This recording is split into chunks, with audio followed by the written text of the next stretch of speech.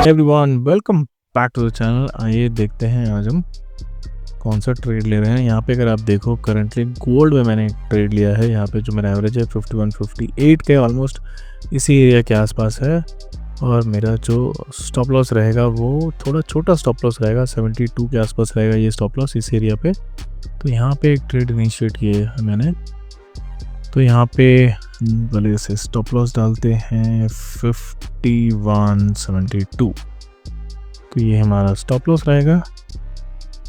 तो अगर आप देखो यहाँ से तो हम इसका टारगेट सेट करते हैं। फ़िलहाल टारगेट अगर आप देखो तो 1:5 का टारगेट है, जो कि नहीं होना चाहिए। 1:3 इज़ मोर देन इनफ।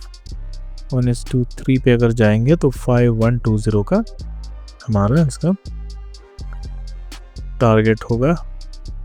तो वो हम चाहेंगे open orders, take profit and max 5120।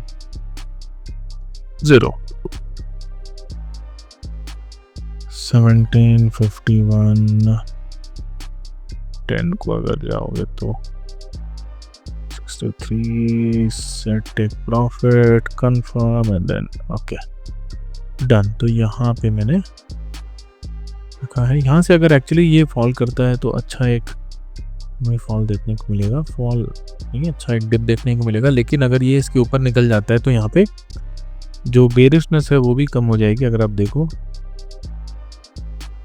Hourly chart पे तो this is how it looks. यहाँ पे मार्केट में धीरे धीरे करके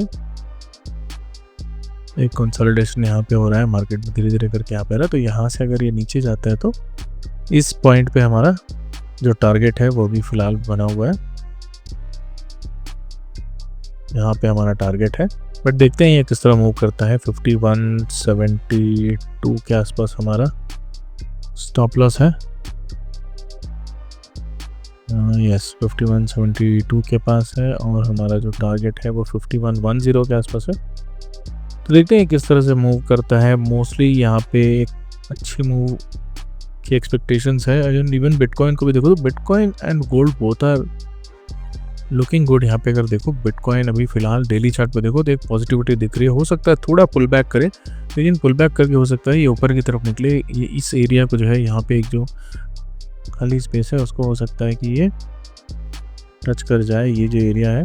तो इस एरिया में बिटकॉइन जब एंटर करेगा तो बहुत अच्छा प्रॉफिट हमें देखने को मिलेगा, बहुत अच्छा ट्रेड हमें देखने को मिलेगा। लेकिन 2 दिन से अगर आप देखो कंटिन्यूसली मार्केट ब्रेकआउट नहीं दिया है। मार्केट वेट कर रहा है पॉजिटिव न्यूज़ का। आई थिंक स्टॉक्स में जब या फिर बाकी एरियाज में जब बाकी इक्विटीज़ में जब एक पॉजिटिविटी आएगी तब बिटकॉइन में भी हमें अच्छी पॉजिटिव देखने को मिलेगी। यहाँ पे अगर देखो जितना भी पुल बैक आ रहा है बिटकॉइन में, तो बिटकॉइन में कहीं भी पुल बैक प्राइस को नीचे ला नहीं पा रहा है। इवन अगर आप देखो 73 के आसपास ये चला गया तो उसके बाद पुल करके ये 66 तक आया, फिर ये 71 पे गया और फिर वहीं पे साइडवेज जा रहा है। तो धीरे धीरे करके ये ऊपर की तरफ निकल जाएगा, क्योंकि यहाँ पे एक पॉजिटिविटी है और मार्केट को बेयर्स जो है वो पुल नहीं कर पा रहे। तो बुल्स के हाथ में ये है अभी फिर बुलिश मूवमेंट यहाँ पे है। तो धीरे धीरे करके ये जब इसको क्रॉस यहाँ से अगर ये निकलता है 71 को जब ये क्रॉस करेगा तो 73,900 या 74,000 3000 पॉइंट का इजी मूव आपको मिल जाएगा। ये इसका नेक्स्ट टारगेट होगा। बीच में कहीं भी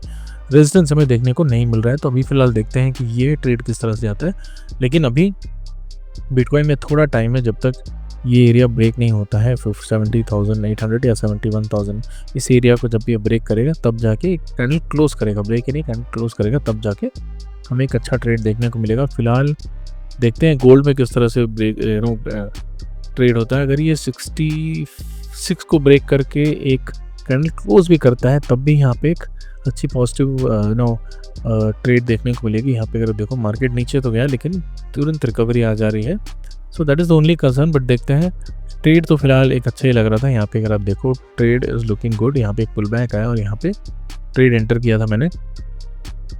यहाँ से अगर ये नीचे की तरफ मूव करेगा तो एक अच्छा ट्रेड हमें देकर जाएगा। बट देखते हैं लॉस अगर होता है तो एक ट्रेड और लूँगा, वरना इस ट्रेड के साथ ही आज का डे क्लोज करूँगा। सो अगर आपको इस तरह के लाइव ट्रेड्स, लाइव तो नहीं बोलो but because not live, I am just shooting the video and later will be posting. So अगर आपको इस तरह के ट्रेडिंग आइडियाज़ बेसिकली जो एजुकेशन पर्पस है, ये मैं नहीं बोल रहा हूँ आपको ये ट्रेड लो, बस आप ऑब्जर्व करो कि किस तरह रियल मार्केट में धीरे धीरे करके ट्रेड करने पे आपको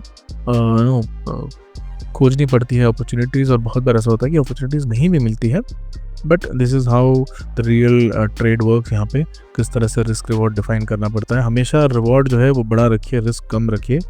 तो अगर ये स्टॉप लॉस हिट हो जाएगा 2 बार 3 बार भी हिट हो जाए, क्योंकि मैंने 1:2 हमेशा 1:3 का टारगेट लेके चलता हूँ, तो अब 3 ट्रेड अगर मैं मेरा थर्ड ट्रेड भी सक्सेसफुल हो गया तब भी मैं प्रॉफिट में आ जाऊँगा या फिर कट टू कट आ जाऊँगा।